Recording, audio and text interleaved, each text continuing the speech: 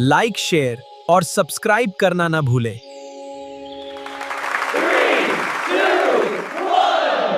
रात का दूसरा पहर, घड़ी की सुई 12 बजे के पार जा चुकी है। दूर कहीं से कुत्तों के रोने की आवाज आ रही है और इसी सन्नाटे को चीरती हुई एक ट्रेन छुक छुक छुक छुक करती हुई चंडीपुर स्टेशन के प्लेटफार्म पर आके रुकी।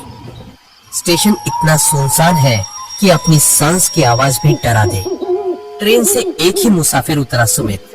उसके दोनों हाथ खाली हैं और वो परेशान दिख रहा है। उफ, कमर तो एकदम अकड़ गया। ससुरा, यह ट्रेन अगर ठीक टाइम पे आता तो हम और पहले आ जाता यहाँ। अब अगर ये जेब में रखा दवाई का पैकेट सब ठीक ठाक डिलीवरी हो गया तो शांति से घर लौट पाएगा। हे भगवान, बस आज का रात पार करा दो। जगह तो एकदम अच्छी नहीं लग रही। सुमित ने चारों तरफ देखा। स्टेशन मास्टर का केबिन भी अंधेरे में डूबा था। सिर्फ एक पीली लाइट टिमटिमा रही थी जो कभी भी बुझ सकती थी। सुमित प्लेटफॉर्म से नीचे उतरा और बाहर की तरफ चल पड़ा। बॉस भी ना कहाँ कहाँ भेज देता है। बोला था स्टेशन के बाहर टोटो रिक्शा सब लाइन लगा के खड़ा रहेगा। यहाँ तो एक परिंदा भी नहीं दिख रहा। अब सोनाझुरी गांव कैसे जाएगा? स्टेशन से बाहर निकलकर सुमित कच्ची सड़क पर चलने लगा। कोहरा इतना घना था कि रास्ता साफ नहीं दिख रहा था। तभी उसे थोड़ी दूर एक लालटेन जलती दिखाई दी। पास जाने पर पता चला कि वो एक पुरानी चाय की दुकान है। एक आदमी बेंच पर बैठा था। सुमित उसके पास गया, लेकिन दुकान के आगे जाके खड़ा हो गया। ए दादा, सुन रहे हैं? ए जी, एक तो हेल्प करेंगे? दुकानदार राजू अजीब नजर से सुमित को घूरता है। क्या बात है बाबू, इतना रात को यहाँ? रास्ता भूल गए कि? हमको ये पता एक तो बोल देंगे। हम असल में बहुत दूर से आया है। यहाँ का रास्ता घाट हम वैसा कुछ पहचानता नहीं है। हमको सोनाझुरी गांव जाना है। सोनाझुरी? माथा खराब है कि? वह तो यहाँ से बहुत दूर है। और अभी आप कैसे जाएगा? रास्ता भी तो ठीक नहीं है बाबू, जंगल का रास्ता है। देखिए दादा, मेरे जेब में जो बॉक्स है ना, इसमें बहुत कीमती और जरूरी दवाई है। कंपनी का ऑर्डर है, आज ही पहुंचाना होगा, नहीं तो नौकरी चला जाएगा। आता नौकरी का चक्कर बड़ा खराब होता है। लेकिन सुनिए बाबू, बात बोले, आज रात यहीं रुक जाइए, ये बेंच पर सो जाइए। उधर जाना खतरे से खाली नहीं है। आजकल तो ऐसा मानुस देखा ही नहीं जाता है जो सच बोले, और जो दिखता है वो हमेशा इंसान नहीं होता। डराइए मत दादा, मुझे जाना ही होगा। कोई गाड़ी वाड़ी मिलेगा? गाड़ी तो मुश्किल है, तो बे एकट्टू सावधान में रहिएगा। रात के बेला यहाँ का रास्ता घाट में बड़ा विपद है। कुछ भी दिखे या कोई भी आवाज दे तो रुकिएगा मत, और हाँ, पीछे मुड़कर तो बिल्कुल मत देखिएगा। ठीक है दादा, जय माँ काली। सुमित चाय वाले की चेतावनी सुनकर और भी डर गया, लेकिन मजबूरी में वो आगे बढ़ा। सन्नाटे में सिर्फ उसके जूतों की आवाज आ रही थी। तभी पीछे से एक अजीब सी आवाज आई, जैसे कोई पुरानी मशीन सांस ले रही हो। अरे, कोई गाड़ी आ रहा है शायद। जान में जान आया। अंधेरे में से एक काला टूटा फूटा ऑटो निकल कर आया। ऑटो के शीशे काले थे। ऑटो सुमित के ठीक बगल में आकर रुका। ड्राइवर का चेहरा अंधेरे में था। ए दादा, कहाँ जाएंगे बोलिए, हम पहुंचा देंगे, बैठिए पीछे। ए दादा, आप भगवान बन के आए हैं, हमको सोनाझुरी जाना है, छोड़ देंगे? ही, एकदम छोड़ देंगे। ऐसी जगह चले गए कि फिर कहीं जाने का जरूरत नहीं पड़ेगा, बैठिए। सुमित ऑटो की पिछली सीट पर बैठ गया। उसके हाथ अभी भी खाली थे। दवाई उसकी जेब में ही था। ऑटो ने रफ्तार पकड़ी। हवा ठंडी हो गई थी। सुमित ने देखा कि ऑटो वाला बार बार रियर व्यू मिरर में सुमित को नहीं, बल्कि उसके जेब को घूर रहा है। ये आदमी बड़ा अजीब लग रहा है। और ये रास्ता, ये तो जंगल की तरफ जा रहा है। करीब 20 मिनट बाद ने जंगल के बीचों बीच ऑटो ने एक जोरदार झटका खाया और कच करके रुक गया। चारों तरफ सिर्फ झाड़ियां और सन्नाटा था। अरे, की हुआ मोशाई? ऐसे खड़ा क्यों हो गए? गाड़ी खराब हो गया कि? कुछ नहीं बाबू, आप बैठिए, इंजन गर्म हो गया है, थोड़ा हवा लग जाने से। तभी सुमित ने देखा कि सड़क के किनारे एक पेड़ के नीचे अंधेरे में एक लंबा चौड़ा आदमी पहले से खड़ा था। ऑटो वाला उतरा नहीं, बस खिड़की से उस आदमी को इशारा किया। वो आदमी धीरे धीरे ऑटो के पास आया। कौन है? यहाँ जंगल में क्या कर रहा है? फिर ले आया? मना किया था ना। अरे माल आसानी खुद चल के आया है, तू चुप कर। ए बाबू, उतरिए मत, भाग जाइए यहाँ से, ये जगह ठीक नहीं है। हम पुलिस को बुला लेंगे, जाओ यहाँ से। सुमित कुछ समझ नहीं पाया, यह आदमी ऑटो वाले को डांट रहा था या सुमित को बचा रहा था। तभी ऑटो वाले ने गुस्से में ऑटो स्टार्ट किया। साला पागल कहीं का, दिमाग खराब कर दिया। बाबू आप उतरिए, आगे रास्ता खराब है, ऑटो नहीं जाएगा। क्या? यहाँ इस जंगल में? हाँ, वो सामने देखिए, एक पुराना घर है, वहाँ पूछ लीजिए, वो रास्ता बता देंगे। उतरिए। ऑटो वाले ने सुमित को लगभग जबरदस्ती उतार दिया और वहां से ऑटो घुमाकर तेजी से भाग गया। सुमित अब घने जंगल में बिल्कुल अकेला था। सुमित के पास कोई चारा नहीं था।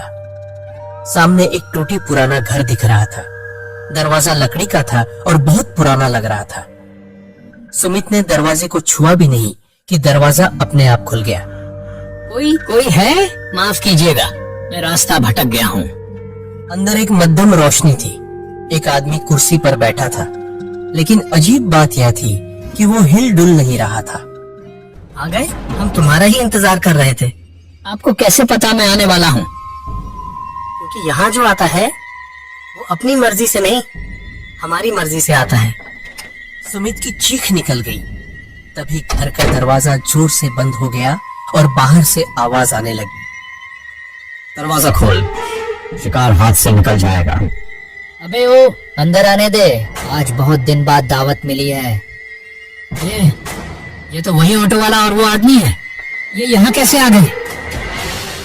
तभी सुमित ने देखा कि दरवाजा खुला नहीं, बल्कि वो दोनों आदमी भोला और कालू दरवाजे के आर पार होकर अंदर आ गए। उनके पैर जमीन पर नहीं थे और जो कुर्सी पर बैठा आदमी गायब हो गया। कि दादा पहचान पाए हमको? हम वही ऑटो वाले हैं। तुम लोग इंसान नहीं हो। इंसान तो हम 10 साल पहले थे, अब तो हम सिर्फ भूख हैं। देखते ही देखते उन दोनों का रूप बदलने लगा। उनका चेहरा पिघलने लगा, आंखें अंगारे जैसी लाल हो गई। भोला ने अपना हाथ ऊपर उठाया और बिना सुमित को छुए जादू से सुमित को हवा में उठा दिया। बचाओ, मुझे नीचे उतारो। इसका शरीर बहुत मजबूत है, हमारी बरसों की भूख मिटाएगा। लेकिन पहले इसे तड़पाएंगे, जैसे उस पुलिस वाले ने हमें जलाया था, वैसे ही हम इसकी जान निकाल लेंगे। सुमित का शरीर हवा में खींचने लगा।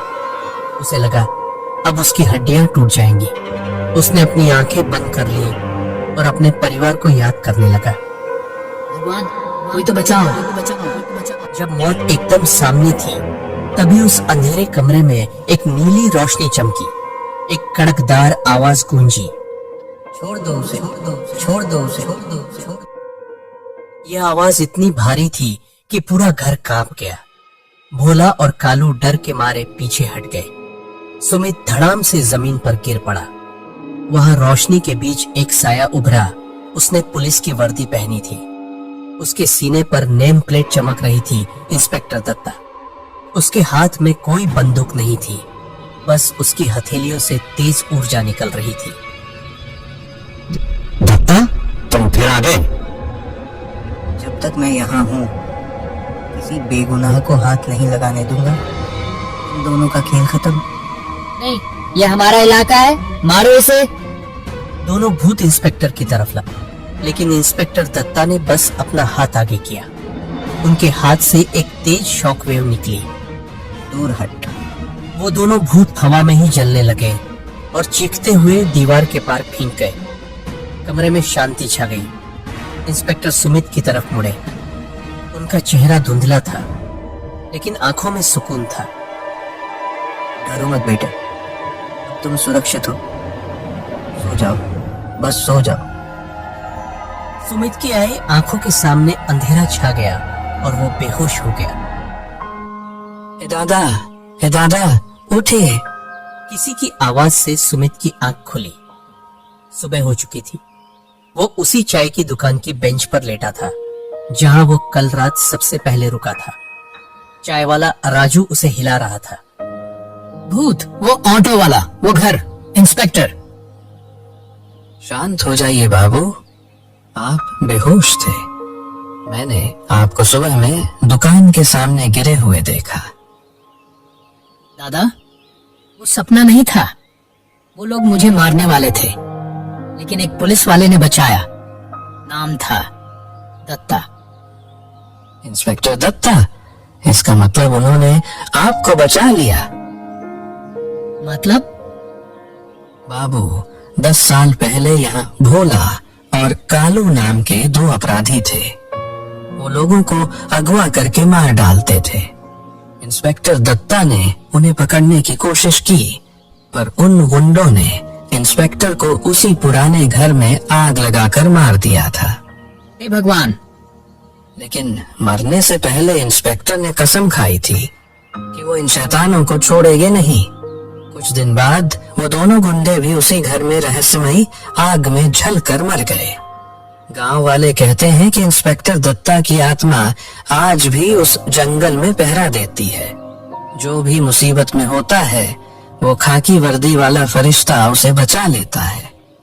सुमित ने अपने जेब में दवाएं बैग को कसकर पकड़ा, बिना हाथ से छुए। बस स्ट्रैप्स महसूस किए उसकी जान बच गई थी। दादा, मैं चलता हूँ। अब जिंदगी में कभी इस शॉर्टकट के चक्कर में नहीं पड़ूंगा। सुमित ने स्टेशन की तरफ दौड़ लगा दी। दूर जंगल के किनारे धुंध में एक धुंधला साया खड़ा था।